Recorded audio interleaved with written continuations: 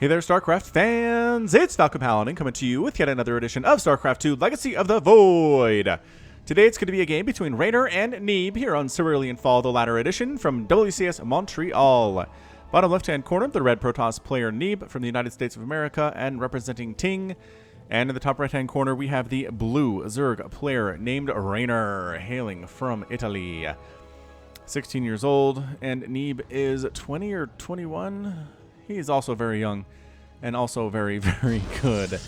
All right, so a ZVP, my favorite matchup. My favorite matchup in all of StarCraft 2 and StarCraft 1 as well. Added a third Brood War remastered cast to my schedule of the week.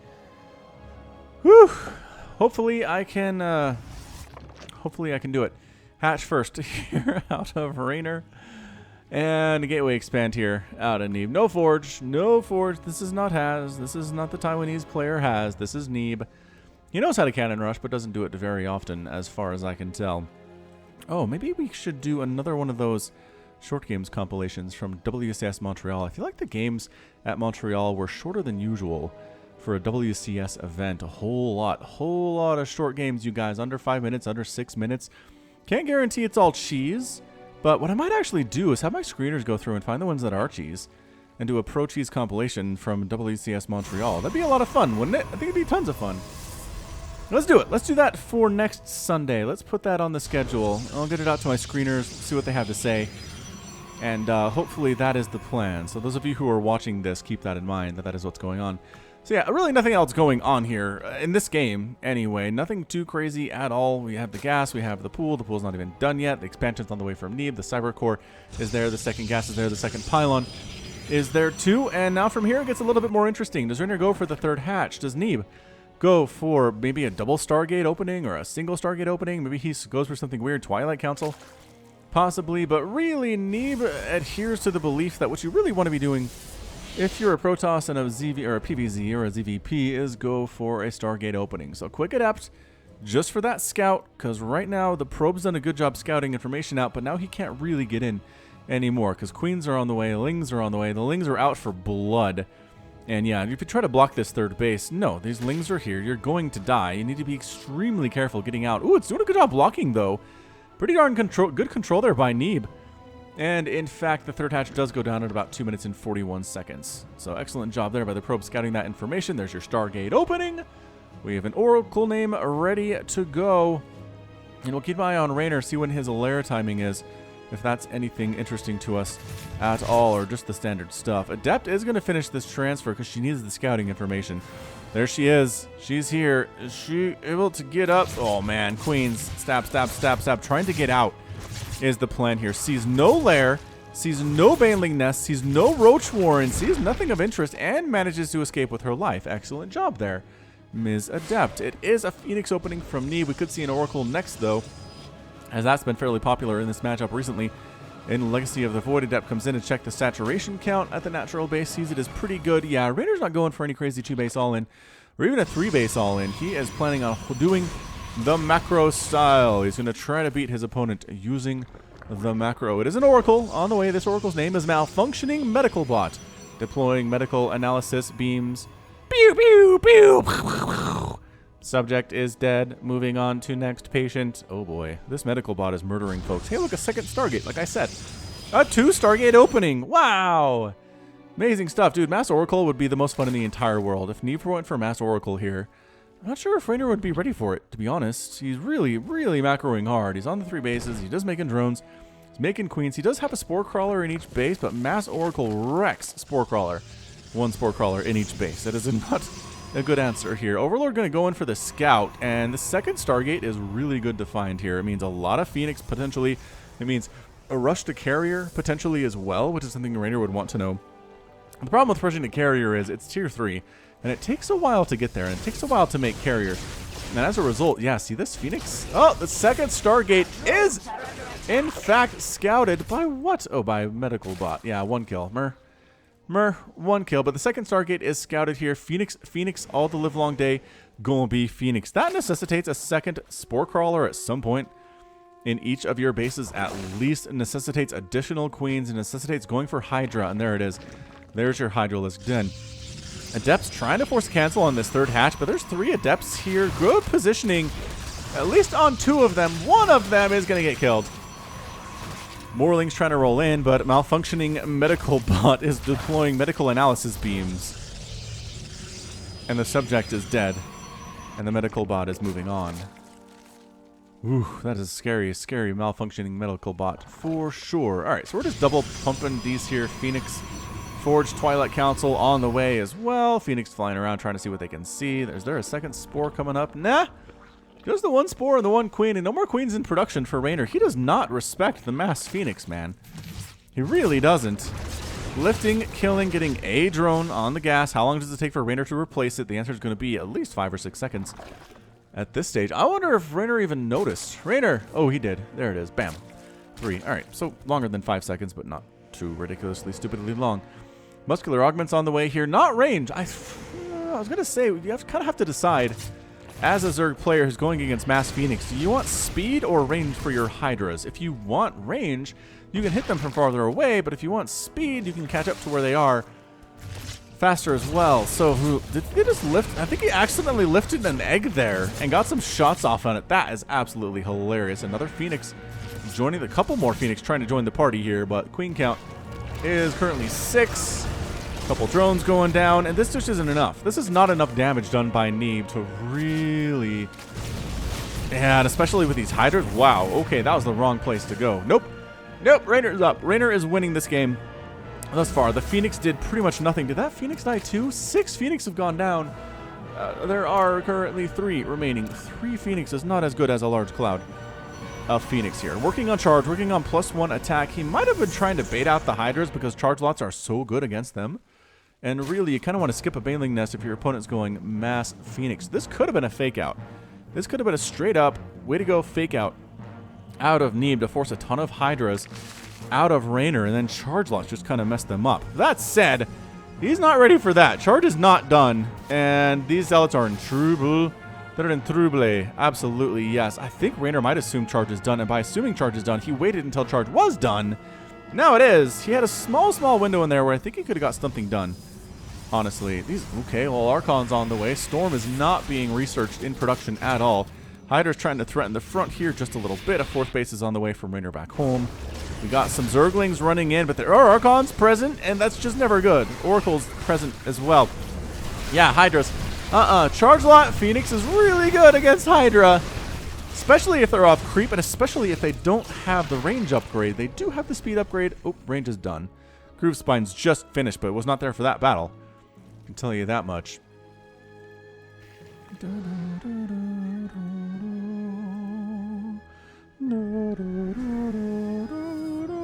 Alright, anyway, Banelings. Look at these Banelings working right here on the edge of Neeb's 3rd. Okay, some Zealots go down.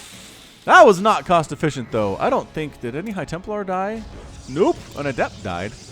There were High Templar, but they keep getting changed into Archons, because we're not... Well, we're doing Storm. Just not right now. Just not right now. Zerglings threatening. Reynor has been the aggressor for the last couple of minutes here, but it's gotten shut down pretty well. Nobody's really gotten a lot of damage done by being the aggressor in this game so far. It does make things a little bit more interesting when that is the case, but centrifugal hooks on the way from Reynor. He's definitely going Ling Bling Hydra, which is a strategy I am more okay with these days than I was in the past. You just have to make sure the Banelings aren't hitting Adepts. Well, they are hitting Adepts. Archons, rather. Or Immortals. If they're hitting Archons or Immortals, they're not paying for themselves in any stretch, any sense of the word, any stretch of the imagination. And you're going to be in trouble. If they're hitting Zealots and High Templar and Adepts, yeah. That's what you want to be doing here for sure. Zerglings rolling on in. Some Zealots hoofing it up along the left side. Good tag there. Good tag by malfunctioning medical bot. Does have 6 kills. Not too shabby. I mean, most of those are Lings, but that's okay. Just fine indeed. You know what's good against Lingbane Hydra is Storm. Storm's good against all of those things. All of those things. Did he... Oh, he rolled in there with Banelings. That's what that 12 is.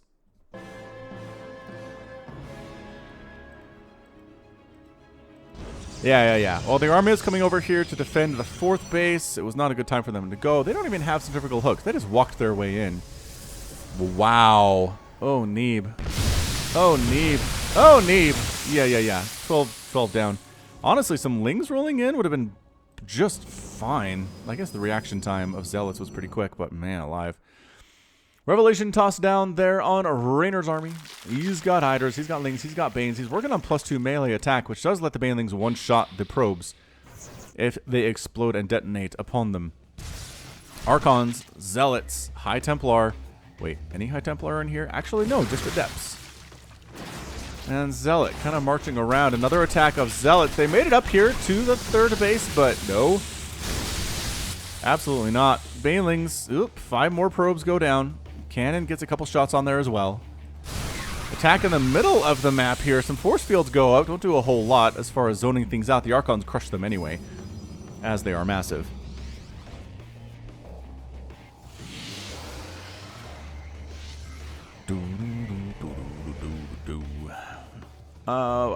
Yeah, where are we? Where are we with this game? It's just been, nobody's really been all that effective in hurting the other guy. Sure, probes have died here. 17 probes have gone down. 6 drones have been lost to. It is 80 to 73 harvesters. Reynor's up, but not by a whole ton, and he is warping in a 5th base. And by that, I mean morphing in a 5th base. I mean, the technical word is building here, but that's boring. It's really quite boring. All right, more Banelings here. They do have the +2 attack, almost there. And they are going to have centrifugal hooks. They are fast. Spire coming on in. Perhaps going to try to tech up to those Broodlords, which are pretty good in the current meta of StarCraft2. If you're a ZVP player, getting to Broodlords is pretty fantastic, unless your opponent sees it coming and goes for Tempest, in which case you're pretty much dead. That is the nature of the StarCraft2, the paper, rock, scissors of the different strategies here. So again, trying to get to the 4th base. No, Reynor shuts that sucker down too. His map awareness has just been impeccable. Impeccable for a young guy. More Banelings trying to do stuff. That's a lift and kill situation for sure.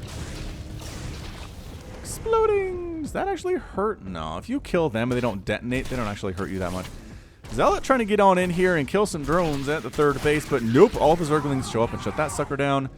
We got... Where did 3 more probes die? Was there an attack up here? I think there might have been. The Banelings trying to get out. Come back in, maybe in conjunction with some Lings and some Hydras. Absolutely, for sure. That's what you want to do here. So we got... Ooh, Phoenix in trouble. All right. Tacking on into the 3rd base, though. Lings, Hydras, the Banelings want to get inside that mineral line. Oh my gosh, they're going to get it. The splits are kind of happening a little bit, but no, 24 probes down. The 3rd base is in a lot of trouble trying to walk into the 4th base, but no, that gets chased away by Storm fairly nicely. But 26 probes down is nothing that you can really easily come back from. Phoenix flies in, does see the Greater Spire coming up. Good scouting timing there by Neeb. It's so easy to forget. So easy to forget you need to scout at the 12-minute mark because you've scouted already and you're like, all right, it's Lingbane Hydra, but then, well, what's the tier 3 stuff, genius? What's he going for? Well, 7 Corruptors. Obviously, what's he going for when he's done with Lingbane Hydra? Because that's not going to work forever. The longer it goes, the worse it is. Okay, Lings on top of these Archons and these Immortals. The Hydras are able to sit back and just destroy them with impunity. Oh, the Hydra's doing work, man. They have +1 missile attack, which really isn't incredible, but they do have the range and they do have the speed, which allows them to pull out of situations that are dangerous for them to be in. They're not stuck in there, like if they didn't have the speed upgrade. Actually pushing in here just a little bit is Neeb, and now reinforcements are present from Reynor. And Neeb gets the heck on out. Archon absorbs some Baneling shots, kills 5 Banelings. Good job by you. That's exactly what I'm talking about. Tempest production has begun for Neeb. Double pumping those Tempests. Can he make this thing work? Can he hold against the Broodlords that are surely coming to attempt to destroy him? 6 Broodlords in production right now. Reynor's maxed out. Neeb is sitting at 153 supply.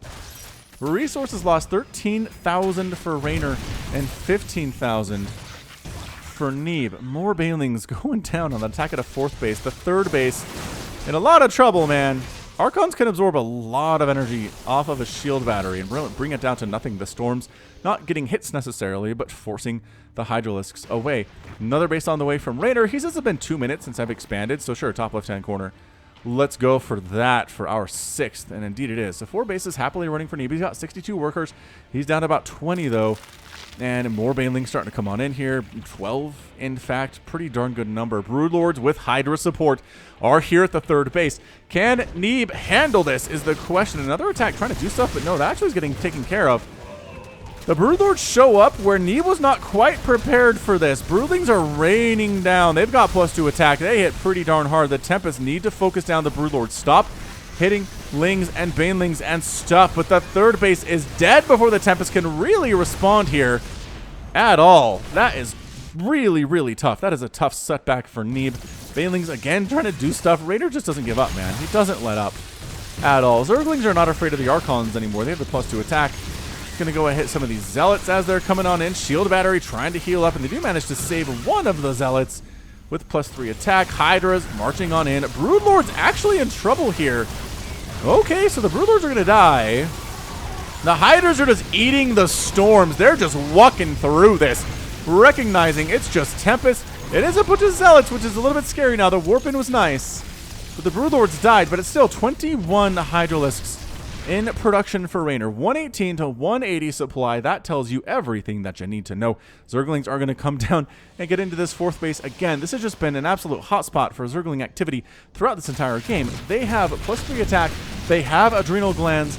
Everybody is dead. The army trying to get up here to do something, but the resulting Hydras from Reynor are present with a nice little spread here. Tempest trying to work out, but if there aren't any Broodlords for you to kill, the Tempests are fairly useless, and that is your good game. Good game out of Neeb. Neeb defeated. Reynor is your winner here in 15 minutes and 40 seconds. Yeah, I mean, he held the Broodlord attack, but he just couldn't keep his probes alive. 89 probes died. 89. Sure, a lot of that was down here at the fourth base, very end of the game. The Banelings are like, wait, what? I was told there were workers here. No, and Zergling's trying to get inside the main base. I don't think that's even a wall. You could probably just walk on in if you wanted, but whatever. Whatever. So yeah, the Tempest did a great job, but it was just too many bases. Too many bases for Reynor, too many workers, too many upgrades, too much pressure put on. Neeb was never really able to get to the other side of the map to threaten any of these hatcheries with anything but Phoenix. And Phoenix don't really threaten hatcheries at all, do they?